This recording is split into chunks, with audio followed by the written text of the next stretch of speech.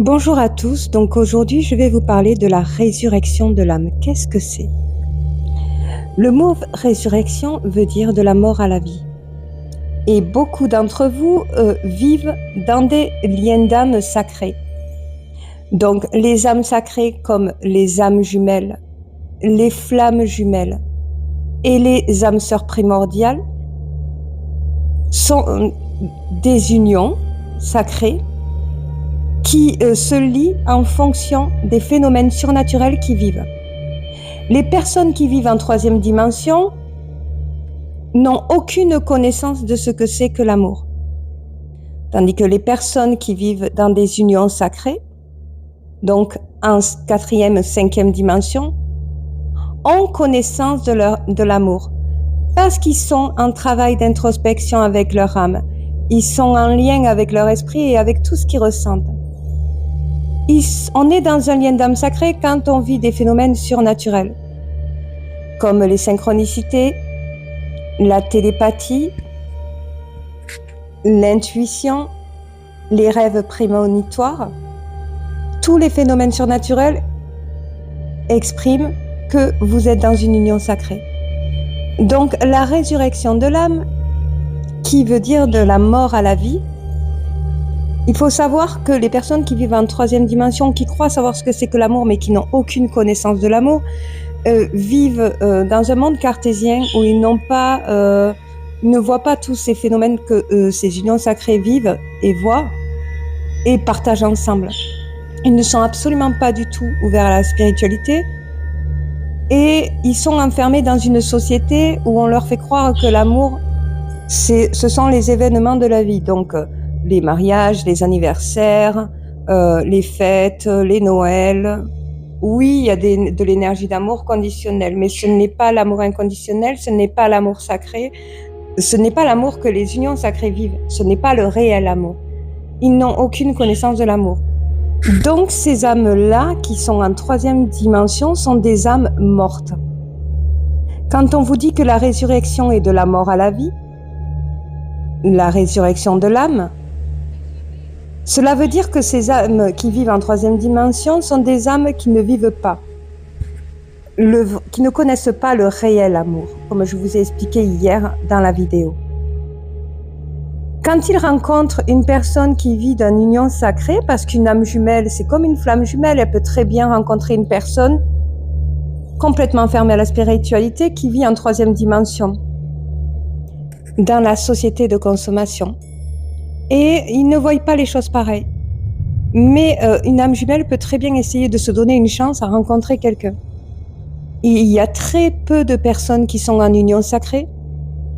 Donc c'est très compliqué d'aider les personnes à s'éveiller, parce que c'est un petit peu le rôle de tous les unions sacrées, pour ressentir l'amour universel qui vous entoure et vivre avec tous les signes afin de prendre connaissance de votre âme. Quand on vous dit de la mort à la vie, nous venons tous de la société, donc en fait nous la vivons. En tant qu'âme sacrée, nous vivons dans cette société qui nous demande, qui nous guide, ce n'est pas notre âme qui nous guide, c'est la société qui nous guide. Donc on doit se lever pour aller travailler, on doit faire tout pour avoir des objectifs. On se dit que les objectifs d'une vie, c'est de rencontrer l'amour, de se marier, de faire des enfants, de construire une maison, de voyager, de consommer, d'avoir la plus belle voiture, d'avoir les amis les plus enrichissants, d'être super bien entouré, d'avoir une grande famille. Et tout ça vous empêche de voir tous les signes, de toutes les synchronicités, de toutes les énergies qui vous entourent. Donc, vous empêche d'être curieux de ce qui peut apparaître devant vous. Donc, il y a des choses qui vont apparaître devant vous dont vous n'allez même pas vous en apercevoir parce que vous vivez dans la 3D. Pour ceux qui ne sont pas en union sacrée. Donc, il y a beaucoup d'égos dans la troisième dimension, donc des personnes à égos surdimensionnés. Donc, ce sont des âmes enfermées dans des égos.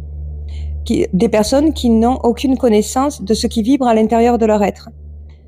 Tandis que vous, en ressentant l'union sacrée que vous vivez, que vous partagez avec votre lien d'âme, vous ressentez l'amour. En fait, vous êtes une âme qui vient de la 3e dimension et qui s'est éveillée par toutes les synchronicités qui l'ont amenée jusqu'à la 5e.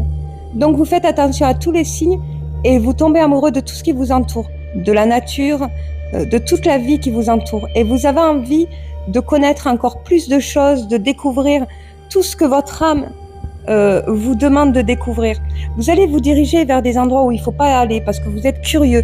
Vous allez vous diriger à des endroits où vous voulez aller parce que vous voulez tellement apprendre de votre âme à partir du moment où vous êtes dans une union sacrée. C'est de l'amour que vous vous apportez et vous vous écoutez à l'intérieur. Tandis qu'une personne qui vit en 3e dimension ne s'écoute pas et ne prête attention à aucun signe. Il ne se laisse pas guider par son âme, il ne se laisse pas guider par son cœur. Les peurs de sortir de ce rythme de la société ne lui permet pas de changer de dimension. Il restera toujours en 3e. Et tout ce que je suis en train d'expliquer dans cette vidéo, ils ne peuvent même pas le comprendre tellement qu'ils sont enfermés dans la société. Donc, quand on tombe amoureux, comme je vous ai expliqué, nous basculons en 4e dimension. Donc, nous vivons d'amour conditionnel. Nous allons mettre des conditions parce qu'on est heureux de vivre cette histoire. On a des sensations, des énergies et même au niveau visuel, on a tout qui change. Tout brille, tout est beau quand on tombe amoureux. Donc, vous changez de dimension parce que vous êtes dans des énergies positives et amoureuses. Donc, il y a tout qui brille autour de vous. Vous n'avez plus l'impression d'être dans le même monde que vous étiez avant. Vous avez l'impression, et là vous changez de dimension. Et ceux qui sont en union sacrée sont au-dessus de l'amour conditionnel, ils sont dans une dimension encore plus magique, dans l'amour inconditionnel.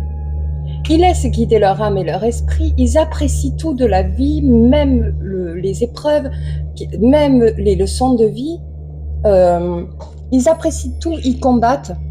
Ils surmontent, ils peuvent ressentir de la tristesse parce que forcément les gens qui sont en 3e dimension, donc les âmes mortes, vont les voir briller, ils vont vouloir les ramener vers l'ombre, ils vont vouloir les faire descendre en 3e dimension, sauf qu'une personne qui est en union sacrée, elle vit dans la société, donc elle va ressentir les choses de la société, mais elle est d'union sacrée, donc elle remonte directement dans sa dimension. Et sa dimension mène l'âme sacrée dans un bonheur ultime.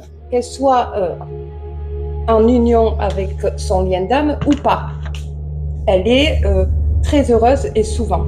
Elle peut être triste, elle peut avoir des émotions négatives à cause des personnes qui vivent en 3e dimension et qu'elles réalisent que oui, la 3e dimension, il faut aussi la confronter, même si vous êtes une âme sacrée.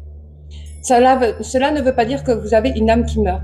Donc, quand on vous parle de la nuit noire de l'âme dans les parcours de gémilité sacrée, on vous explique qu'il y a tout qui s'écroule d'un coup à partir du moment, quand vous rencontrez le jumeau, vous êtes en nuit noire de l'âme. Parce que vous allez vous laisser guider par votre âme, par la vie, soudainement, vous allez suivre vos intuitions, vous allez suivre ce que votre cœur vous dit, votre âme vous dit de faire, et vous allez vous laisser guider. Que ça soit le bon chemin ou le mauvais chemin. Quand votre union, votre lien d'âme, flamme jumelle et même âme jumelle, c'est juste les flammes jumelles, pardon, se séparent, quand il y a la grande séparation, vous tombez dans le puits, dans la nuit noire de l'âme, et là, vous êtes dans la mort de l'âme. Vous redescendez dans la société, vous avez l'impression que tout s'écroule et tout ça. Et là, d'un coup, vous allez voir votre vie s'écrouler. Et vous allez voir que dans l'administratif, il va falloir que vous fassiez des choses pour vous rattraper et qu'il n'y a que les solutions qui vont vous mener à vous élever. C'est comme une purification de l'âme. Donc, en fait, c'est comme si elle a appris beaucoup d'enseignements et qu'il faut qu'elle meure pour renaître. Donc, la nuit noire de l'âme, c'est comme si vous étiez au fond d'un puits et que vous vous accrochez pour le remonter afin de pouvoir voir la lumière et vous élever. Vous avez vécu, quand vous êtes une union sacrée, vous vivez d'énergie très puissante, très positive. Donc, au niveau de ce que vous avez enregistré en souvenir, vous avez les énergies nécessaires pour pouvoir revivre ça. Parce que votre subconscient enregistre les mauvais moments, mais il enregistre aussi les bons. Alors, quand vous êtes une personne qui a du mal à gérer ses émotions parce que vous êtes hypersensible, vous ressentez des choses tellement fortes, vous pouvez vivre d'anxiété, mais vous pouvez vivre aussi, vous vivez vos émotions. Et quand on est une âme sacrée, on vit avec ses émotions parce qu'on vit avec notre âme. Alors, il faut faire très attention avec les émotions négatives parce que ça peut vous faire replonger encore en troisième. De toute façon, à partir du moment où vous avez été mené pour aller jusqu'en cinquième, vous êtes une âme sacrée et vous allez revivre. Donc, cette résurrection, c'est une épreuve. Donc, et ça peut arriver à des âmes sacrées de redescendre dans la matière pour ne plus rien voir, comme si vous étiez dans le noir alors que vous vivez d'un amour puissant avec l'univers, avec tout ce qui vous entoure, avec les papillons, et vous donnez un sens à tout ce qui vous arrive. Et là, d'un coup, vous n'arrivez plus à donner de sens à la vie. Quand j'étais enfant, je passais sous un pont et ça m'a marqué toute ma vie. Il y avait marqué sur le pont le sens de la vie, la mort. Et ça, la résurrection, c'est de la mort à la vie. C'est pas de la vie à la mort. Le sens de la vie, la mort. Mais la mort permet de revivre. Donc, quand vous vivez des échecs, des épreuves, c'est des fins pour renaître. Quand on vous tire des cartes de la mort, par exemple, cela veut dire qu'il y a un renouveau, il y a une purification qui vous permet de vivre autre chose de plus beau et de plus magnifique. À chaque fois que vous vivez des épreuves de la vie, c'est comme une résurrection. En fait, c'est quelque chose qui s'éteint pour avoir quelque chose de meilleur. Dans tous les cas, quand vous vivez quelque chose qui vous fait mal, dites-vous toujours que ça veut dire qu'il y a encore plus meilleur qui vous attend parce que la vie continue. Et que dans votre subconscient, tout ce que vous allez enregistrer d'émotionnel va réapparaître dans votre vie. Alors, je m'explique. Par exemple, vous vivez d'émotions positives. Vous êtes en union sacrée. Vous avez décidé de vous ouvrir à l'amour. Vous rencontrez une personne, ça se passe très bien. Elle a une voiture, on va dire, sa voiture c'est un 4x4. Elle vient vous chercher en 4x4, elle vous amène en week-end, vous faites une toute petite histoire avec, vous apprenez de votre être intérieur, et ça se passe mal. Votre subconscient va enregistrer le 4x4, il va enregistrer le week-end, il va enregistrer le moment où ça se passe mal. Parce que l'âme, elle s'est fait avoir. Quand on est en union sacrée, on le sait que ça va mal se passer. Pourquoi on a choisi cette personne? Parce que on veut savoir, parce qu'on est curieux, sachant qu'on sait que ça va pas se finir comme on l'aurait souhaité. Ça veut dire que dans son introspection, on a quelque chose à travailler et à éteindre. Alors, figurez-vous que la prochaine rencontre que vous allez faire juste après, comme votre subconscient a enregistré des images, a enregistré les émotions à chaque moment que vous avez passé avec cette personne, dans la prochaine rencontre que vous allez faire après, 1 mois après, 2 mois après, 6 mois après, ou de suite, ou 1 semaine après, il va y avoir avec la prochaine personne que vous allez rencontrer, ou le 4x4, ou ça peut être ou le week-end, ou une personne avec un de ses enfants a le même prénom que votre ex-partenaire, et vous allez voir qu'il y a des similitudes à chaque lien d'âme que vous allez rencontrer, qui viennent de la 3D la plupart du temps.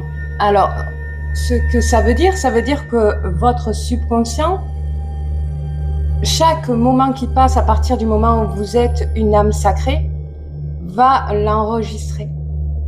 Alors, il y a beaucoup de personnes qui sont en union sacrée qui s'empêchent de rencontrer, sauf que pour la connaissance de sa propre âme, la connaissance de son subconscient, parce que ça, c'est hyper important, de tout ce qu'on a enregistré, tout ça, il est très important de vivre des relations avec des liens d'âme, même si elles sont de 3e dimension.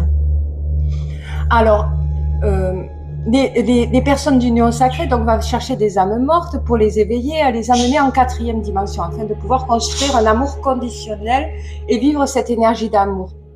Sauf que quand on est d'amour inconditionnel, cet amour conditionnel nous suffit pas. Donc, les âmes jumelles qui sont d'amour conditionnel et inconditionnel, ils sont des deux amours. Parce qu'au niveau du chakra de la gorge, de la communication, ça passe très bien. Au niveau des énergies et de tous les ressentis, des synchronicités, ils arrivent à comprendre et à se laisser guider par leur âme. Ils parlent avec leur cœur et au niveau de l'ego, ils essayent de gérer. Mais il y a quand même l'ego à travailler, il y a beaucoup de choses quand on est âme jumelle. Eux, ils n'auront pas de mal à chercher quelqu'un en 3e dimension pour le ramener en 4e afin de lui faire vivre les énergies d'amour qui ne sont conditionnelles. Et les âmes jumelles, pourquoi c'est compliqué? Parce qu'ils vivent des deux amours. Ils vivent d'amour inconditionnel et conditionnel. C'est pour ça que c'est une union qui s'assemble, qui se sépare. Voilà, parce qu'ils ont des choses à travailler, parce qu'ils sont entre les deux dimensions. Donc quand ils sont avec leur âme jumelle, ça passe très bien, hein, parce qu'ils sont des deux dimensions, mais il faut arriver à s'équilibrer. Par contre, quand ils rencontrent une âme sœur, quand une âme jumelle rencontre une âme sœur qu'elle va chercher dans la 3e, elle va rester en 4e. Donc l'union ne va pas fonctionner dans la durée très très très longtemps. Elle va fonctionner un certain temps, le temps de débloquer le chakra. Si vous si vous avez pris connaissance de mon livre « Dans quelle lien d'âme suis-je ?», vous allez voir que nous avons 7 âmes sœurs dans notre être intérieur qui font partie de nos chakras. On rencontre nos âmes sœurs pour pouvoir les débloquer. Et ces âmes sœurs-là vivent dans la matière en 3D. Donc, il faut les amener à s'éveiller à l'amour pour pouvoir... ils vont être guidés de toute façon par les synchronicités, parce qu'il y a de l'amour quand vous êtes avec une âme sœur, pour débloquer vos chakras, afin de pouvoir vous aligner et ressentir vos énergies. Donc, quand vous vivez une fin avec une âme, avec un lien d'âme, sœur par exemple, vous ne souffrez pas quand vous êtes une âme sacrée parce que vous vibrez, vous êtes un être d'amour inconditionnel. Vous vibrez avec les énergies les plus puissantes de l'univers, c'est-à-dire parce que vous connaissez la plus belle chose qui vous est arrivée dans votre vie, c'est votre rencontre avec votre lien d'âme, et vous ne pouvez pas. Il y a tellement de belles énergies, il y a tellement de choses à savoir que quand vous vous nourrissez de tout ce qui vous entoure et que ça vous apporte un bien-être incroyable, vous ne ressentez plus de peine, en fait, envers ce qui se passe dans la matière. Parce que vous êtes une âme sacrée, que vous faites partie des énergies divines. Donc, une âme sacrée, une flamme jumelle, une âme jumelle ou une âme sœur primordiale va vivre une résurrection de l'âme et va en vivre plusieurs. Parce qu'il y a des choses à l'intérieur à défaire pour pouvoir justement réaliser ce que vous avez envie. Par exemple, quelqu'un qui rencontre les mêmes types de personnes, c'est pas forcément, si elle choisit ces personnes-là, c'est pas forcément pour faire sa vie avec elles ou pour vivre une grande et longue histoire d'amour. Même si son conscient va lui dire c'est ce que je veux, son subconscient, c'est pas forcément, et sait si vous êtes prêt ou pas à vivre ça. Alors que votre conscient vous dit, il sait ce que vous voulez, il sait que vous voulez construire, il sait que vous voulez être heureux et joyeux. Le subconscient aussi, il veut. Mais le subconscient sait que quand vous vous dirigez vers les mauvaises personnes, c'est parce qu'en fait, et vous le savez en plus que vous vous dirigez vers les mauvaises personnes, vous faites les choses en vous laissant guider votre âme parce que vous savez à l'intérieur qu'il y a quelque chose à revoir. Parce que quand vous vivez des relations, que vous vous rendez compte qu'il y a plein de similitudes, la même voiture, la personne que vous rencontrez après, elle a le même travail que votre ex. La personne après, elle a sa maman, elle porte le même prénom que la maman de votre ex. Vous voyez qu'il y a des choses qui se relient, qui reviennent. Ça veut dire qu'à l'intérieur de votre âme, à l'intérieur de votre subconscient, il y a des signes qui se sont enregistrés pour vous dire déjà non mais ce n'est pas la bonne personne. puisque regarde dans le passé. Donc si ce n'est pas la bonne, c'est que tu as quelque chose à enlever au niveau de la toxicité si vous rencontrez une âme toxique par exemple, et que vous voyez qu'il y a toujours, parce qu'on m'a beaucoup posé la question, comment se fait-il que j'attire toujours les mêmes personnes? En fait, si tu enregistres bien au niveau du subconscient, comme tu es quelqu'un qui est hypersensible et il faut savoir que les émotions enregistrent l'information au niveau du subconscient. Donc par exemple, tu pars dans une île avec la personne que tu as envie de connaître, avec qui tu es amoureuse, tu ressens des sentiments. L'amour est un sentiment, l'amour est une émotion. Ton subconscient va enregistrer l'île, il va enregistrer les arbres, il va enregistrer la personne. La personne, ce jour où et c'est déjà arrivé parce que j'ai eu un témoignage sur ça, elle rompt pendant son voyage. Donc, elle laisse tomber son partenaire pendant son voyage. L'émotion de la personne qui fait partie d'une union sacrée va enregistrer cette émotion négative. Et quand elle va lui dire que c'est terminé, par exemple, elle lui dit que c'est terminé dans un restaurant qui s'appelle Hawaï, elle va ressentir les émotions liées à ce mot parce que sa visualisation va l'enregistrer au niveau de son subconscient. Donc, ce qui se passe, c'est que la personne d'après, si elle a rencontré tout ça et qu'elle se laisse guider, elle voit un t-shirt avec le mot Hawaï dessus. Il faut savoir que c'est un signe que c'est pas la bonne personne. Donc, votre subconscient vous dit tout. Vous allez voir jusqu'à que ça ne se répète plus. Et vous allez avoir des répétitions de petits signes comme ça qui vous disent, et surtout quand vous êtes une âme sacrée, des petits signes comme ça que vous allez avoir devant vous, qui vont faire, même si vous avez envie d'aller jusqu'au bout, il y a plein de petits signes enregistrés dans votre subconscient qui va vous montrer que c'est la bonne ou que c'est la mauvaise personne. Donc la résurrection de l'âme, c'est quand vous éteignez tout, quand vous arrêtez quelque chose pour un renouveau. Et si vous voyez qu'il y a des choses qui se répètent dans votre vie, cela veut dire qu'il faut s'introspecter et faire confiance, surtout écouter son intuition. Parce que votre intuition, c'est